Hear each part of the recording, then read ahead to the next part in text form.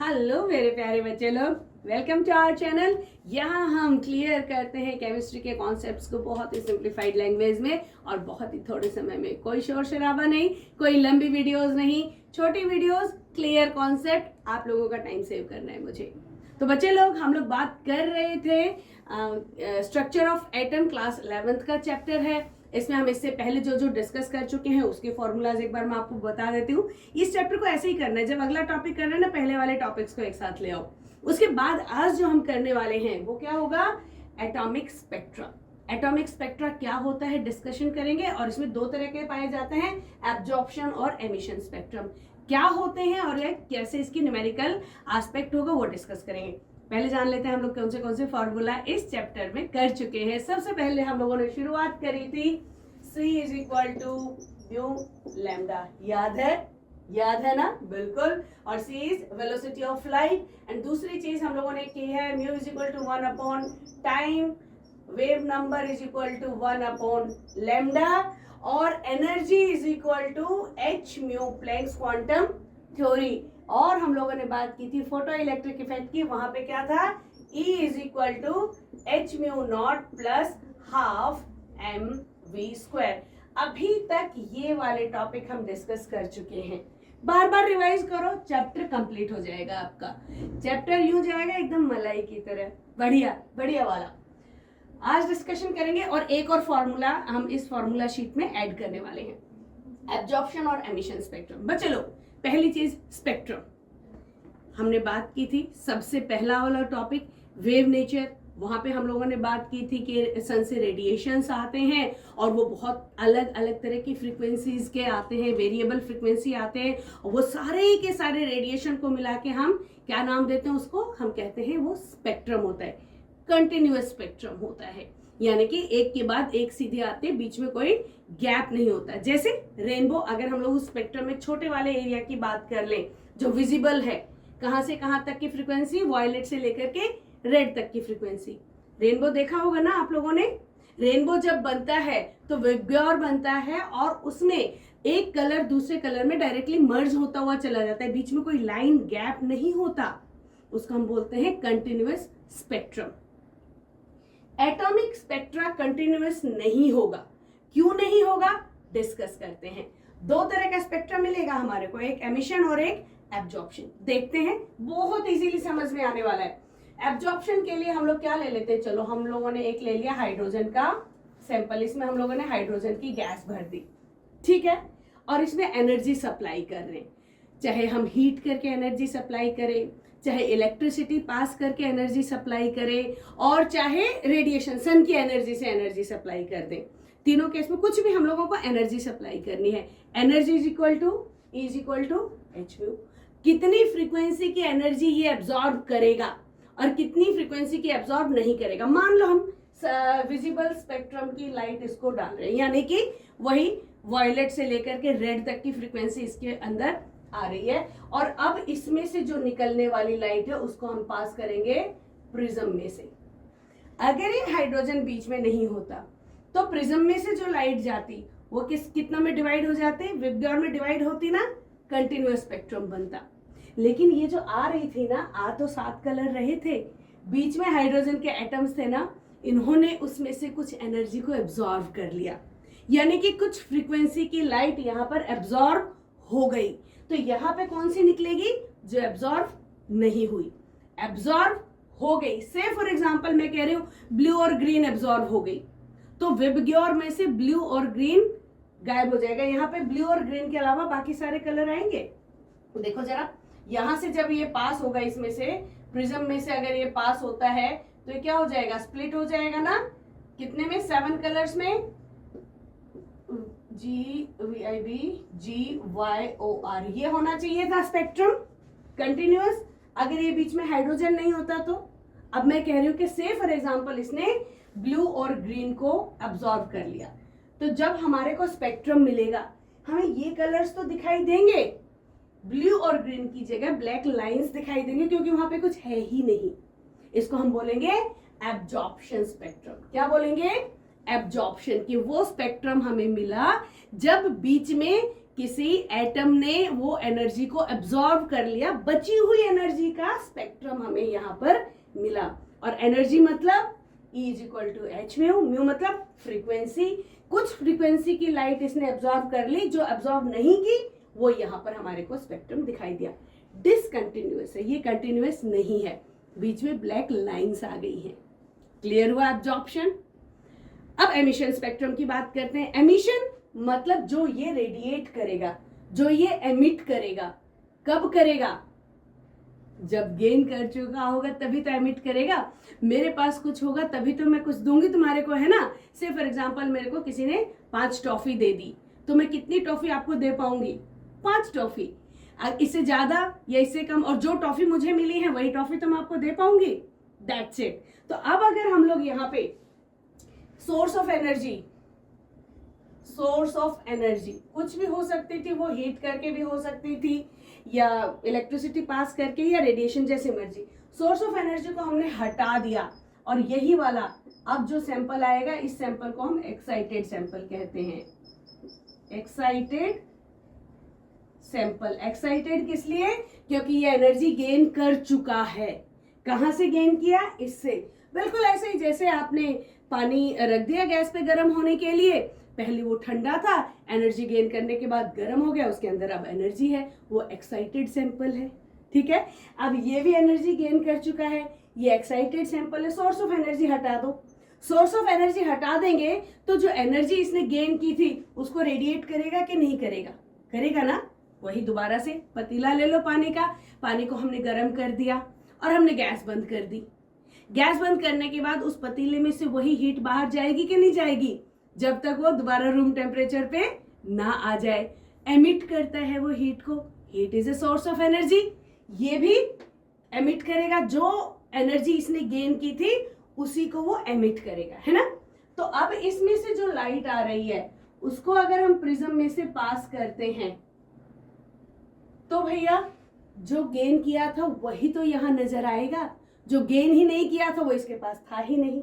Gain क्या किया था? देखो अब की बार वाला जो स्पेक्ट्रम आएगा वो कैसा आएगा? अब की बार वाले स्पेक्ट्रम में इसको ब्लू कलर नजर आएगा और ग्रीन कलर नजर आएगा, क्योंकि यही इसने गेन किए थे। इसका उल्टा होगा, बाकी सारी ब्लैक लाइंस नजर आएंगी। इन्हें स्पेक्ट्रल लाइंस कहा जाता है। कंटिन्यूअस स्पेक्ट्रम होता है। एटॉमिक स्पेक्ट्रा कितने तरह के हो गए? एब्जॉर्प्शन, जब हम सैंपल में एनर्जी दे रहे हैं तो जो स्पेक्ट्रम मिलता है वो हमें वो मिलता है कि जो एनर्जी सैंपल ने गेन कर ली उसके अलावा बाकी का सारा हमें स्पेक्ट्रम नजर आएगा। जो गेन करी वो नजर नहीं आएगा।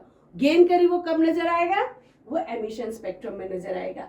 एमिशन स्पेक्ट्रम कब होता है? जब सैंपल एक्साइटेड हो चुका होता है, गेन कर चुका होता है, और उसकी जो एनर्जी हमारे को बाद में स्पेक्ट्रल लाइंस देखने को मिलती हैं वो इसकी अपोजिट देखने को मिलेंगी। दोनों चीजें क्लियर हो गई आपको? Absorption spectrum, emission spectrum. Balmer ने इसके लिए एक फॉर्मूला दिया कि हम कैसे कैलकुलेट करें कि इसने कितनी एनर्जी गेन की है। अगर हमें पता चल जाए कि गेन करके कौन से शेल में गया है तो हम पता लगा सकते हैं एनर्जी कितनी गेन की, या फिर हमने एनर्जी कितनी दी है सैंपल में वो हमें पता चले तो हम ये बता सकते हैं कि कौन से शेल में जंप करके गया होगा इलेक्ट्रॉन। कैसा फॉर्मूला है? देखो एक और फॉर्मूला ऐड कर लेते हैं। बाल्मर ने इसके बारे में बात की, फिर उसके बाद और भी साइंटिस्ट ने ये स्पेक्ट्रम को स्टडी किया अलग अलग रेडिएशंस की रेंज में। अल्ट्रावायलेट में भी किया, इंफ्रारेड में भी किया। बाल्मर ने जो किया था वो किस में किया था? विजिबल लाइट में किया था, तो बहुत इजीली विजिबल था। बाल्मर ने बताया कि wave number can be calculated by 10967, ये कांस्टेंट है, और 1/n, n को हम लोग यहाँ पे बाल्मर की अगर बात करेंगे तो 2 की बात करेंगे। 2 स्क्वायर माइनस 1/n2 स्क्वायर पर सेंटीमीटर। क्या है? वेव नंबर है ना, ये वाला फॉर्मूला आ गया। देखो ये इसको फिर बाद में हम कॉमन फॉर्मूला में कन्वर्ट करेंगे। बाल्मर के लिए n1 को हम लोगों ने 2 क्यों लिया है? क्योंकि बाल्मर ने जब स्पेक्ट्रम को स्टडी किया उनका पहला n जहां से इलेक्ट्रॉन जंप कर रहा था वो था 2, इसीलिए 2 लिया। ठीक है ना। ऐसे अलग अलग जितने भी साइंटिस्ट आए थे उन लोगों के, जैसे सबसे पहले लेमन था, लेमन ने क्या किया, लेमन का जो N1 था वो 1 है, तो N2 डिफाइंड नहीं है, इसको कैलकुलेट करना है, तो वहां पे हो जाएगा 1/1² माइनस 1/N2²। अगर एनर्जी मालूम है, वेव नंबर मालूम है या एनर्जी मालूम है, देखो वेव नंबर मालूम है तो एनर्जी से हम उसको रिलेट कर सकते हैं। वेव नंबर से क्या निकल जाएगा, लैम्डा निकल जाएगा, लैम्डा से क्या निकल जाएगा, फ्रीक्वेंसी निकल जाएगी, फ्रीक्वेंसी से क्या निकल जाएगा, एनर्जी निकल जाएगी। अगर हम लोग इसके बारे में भी अब आगे बात करेंगे कैसे कैलकुलेट किया जाता है। लेमन ने किया, बाल्मर ने किया, पास्चन ने किया, ब्रैकेट ने किया, पीफर्ड ने किया, ये इस तरह की सीरीज जो आप देख रहे हो ये यही सीरीज है। इनमें देखो सबका N1 कहां से शुरू हो रहा है, लेमन से शुरू हुआ, N1 = 1, बाल्मर का 2, फिर 3, फिर 4, फिर 5। N1 सबका फिक्स्ड है और N2 वेरिएबल हो सकता है डिपेंडिंग अपॉन कितनी एनर्जी गेन की है। अगर जैसे N2 के बाद में अगर N1 2 है तो जो N2 है वो 2 के बाद कुछ भी हो सकता है, 3, 4, 5, 6, 7, 8। अगर N1 1 है लेमन के केस में तो N2 2 से लेकर के आगे तक कुछ भी हो सकता है। और अगर N2 इंफिनिटी हो गया तो इसका मतलब इलेक्ट्रॉन लूज हो गया है, आयोनाइज हो गया है एटम। अब वो इलेक्ट्रॉन कभी भी वापस नहीं आएगा, वो एटम के घेरे से बाहर चला गया है। तो जब आयोनाइज की बात कैलकुलेट किया जाए ना, आयोनाइजेशन एंथैल्पी, तो N2 को हम क्या लेंगे, इंफिनिटी लेंगे। आपको N1 या तो गिवन होगा या सीरीज का नाम गिवन होगा। जैसे बाल्मर गिवन है तो आपको N1 को क्या लेना है, हमेशा 2 लेना है। लेमन है तो N1 आप हमेशा 1 लेंगे, ठीक है। और पास्चन है तो N1 आप हमेशा 3 लेंगे, ये सीरीज के हिसाब से जो भी आपने देखी। तो इसका कॉमन फॉर्मूला अगर बोल दे तो ये क्या हो जाएगा, 109,677 1/N1² माइनस 1/N2² पर सेंटीमीटर। ये फॉर्मूला कॉमन फॉर्मूला हो गया सबका। ये बात स्पेसिफिकली बाल्मर के लिए हो गया, है ना। अब देखो वेव नंबर से मैं आपको बता देती हूँ, वेव नंबर से हम क्या निकाल सकते हैं, 1/λ निकाल सकते हैं। तो लैम्डा = देखो ये मैं बस मजेदार काम कर रही हूँ और कुछ नहीं, 1/ वेव नंबर। अगर वेव नंबर मालूम है तो लैम्डा आ गया हमारे पास, तो C = म्यू लैम्डा। लैम्डा अगर हमारे पास है तो हम फ्रीक्वेंसी निकाल सकते हैं, फ्रीक्वेंसी = C/λ। और फ्रीक्वेंसी हमारे पास है तो फ्रीक्वेंसी से हम क्या निकाल सकते हैं, E = hν। निकाल सकते हैं कि नहीं निकाल सकते, सारी चीजें एक दूसरे से इंटर रिलेटेड हैं। बस यहाँ पर इस फॉर्मूला शीट को याद रखो, कैलकुलेशंस तो हो ही जाएंगी। तो एक और हम लोग ऐड कर देते हैं यहाँ पे, wave number = 109,677 1/N1² minus 1/N2² पर सेंटीमीटर। फॉर्मूला शीट में एक और ऐड कर लिया, ठीक है ना। अब इस पे बेस न्यूमेरिकल या तो आपको एनर्जी निकालने के लिए देंगे, तो आपको N2 गिवन होगा, वेव नंबर निकालो, एनर्जी तक पहुंचो। अदरवाइज एनर्जी का शॉर्ट फॉर्मूला भी मैं बताने वाली हूँ अगली वाली वीडियो में। सीधा अगर एनर्जी ही निकालनी है तो उसके लिए बार बार इतनी कैलकुलेशंस ना भी करो, तो सीधा खाली इस कांस्टेंट को बदल देंगे हम लोग और काम कर लेंगे, सीधा एनर्जी कैलकुलेट करें। क्योंकि बाकी सारी चीजें जो डेफिनेट है वो डेफिनेट रहेंगी, C की वैल्यू डेफिनेट है वो चेंज नहीं होगी, ये चेंज नहीं होगी। इनको कैलकुलेट करके हम एक एनर्जी का फॉर्मूला लाएंगे, अगली क्लास में ऐड करूंगी यहाँ पर। तो आज वाली क्लास को हम यहीं पे खत्म करते हैं। ध्यान देंगे, अगर आपको आयनाइजेशन की बात है तो यहाँ पे N2 की जगह क्या लेंगे, इंफिनिटी। N1 की जगह क्या आएगा, जो भी सीरीज है ना उसका N1। लेमन है तो 1 है, बाल्मर है तो 2 है। इस तरीके से हम लोगों ने यहाँ पे N1 लेना है। बाकी चीजें एज इट इज है, बहुत सिंपल। कैलकुलेट करो, फाइंड आउट करो, और कोई चीज ना समझ में आए मुझे बताओ कमेंट करके, और समझ आ गया तो कमेंट करना बनता ही है तुम्हारा।